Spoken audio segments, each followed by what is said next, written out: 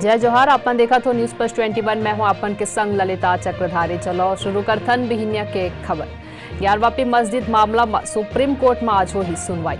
संजय राउत के जमानत रद्द करे बर ईडी के याचिका पर बॉम्बे हाई कोर्ट में आज हुई सुनवाई।